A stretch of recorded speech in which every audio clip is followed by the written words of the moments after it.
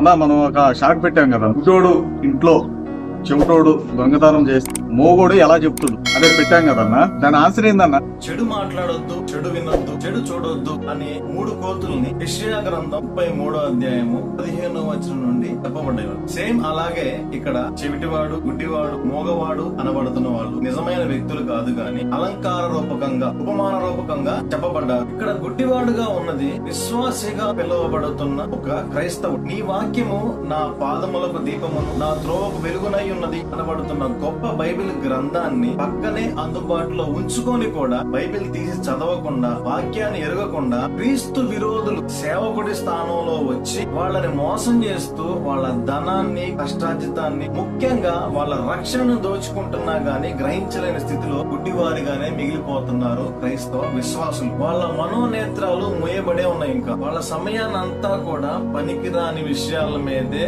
కేటాయించుకుంటున్నారు గాని వాక్యం మాత్రం తీసి చదవరు. సెల్ఫ్ లో అలాగే ఉంచుతారు కానీ బైబిల్ వాక్యాన్ని చదవరు. ఆ చెవిటివాడు సేవకుడి స్థానంలో ఉన్న క్రీస్తు విరోధి, అబద్ధ ప్రవక్త. పాస్టర్ గారు చెప్తున్నాడు కదా, మేము వింటున్నాం కదా, నేను మాకు చెప్తున్నాడు లేదు అనుకుంటున్నారే గాని ఆ బోధ సరి అయిన రీతిలో వెళ్తుందా లేదా, పరలోకం నడిపించే బోధ కాదా అని గ్రహించట్లేదు. కళ్ళ ముందు ఇంత అఘాయిత్యం జరుగుతున్నా గాని తనకేమీ పట్టనట్టుగా చూస్తూ ఊరుకుంటున్నది ఎవరంటే ఆ మోగవాడు ఎవరయ్యా అంటే సత్యవాక్యం ఎరిగిన ఒక విశ్వాసం. ఈ సత్యవాక్యం ఎరిగిన విశ్వాసులు ఎవరెటు పోతే నాకేంటిలే, నేను రక్షణ పొందుకున్నాను కదా, నా భక్తి ఏంటో నేను చూసుకొని ఆ పరలోకం నా మటుకు నేను నా కుటుంబం పోతే సరిపోద్ది అనుకుంటున్నారే గాని అగ్నిలో నుండి లాగినట్టు కొంతమందిని లాగాలి అనే భారం లేకుండా పోయింది. అందరూ తమ తమ సొంత కార్యాలే చూసుకుంటున్నారు గాని యేసుక్రీస్తు కార్యాలు ఎవరూ చూడట్లేదు అని పౌలు గారు చాలా బాధపడుతున్నారు. సత్యవాక్యం ఎరిగిన విశ్వాసులారా దయచేసి వాక్యం తెలియని వారికి నోరు విప్పి మాట్లాడి చెప్పండి. సత్యాన్ని వాళ్ళు గ్రహించేలాగా దయచేసి చెప్పడానికి ప్రయత్నం చేయండి. చీకటిలో ఉన్న వారిని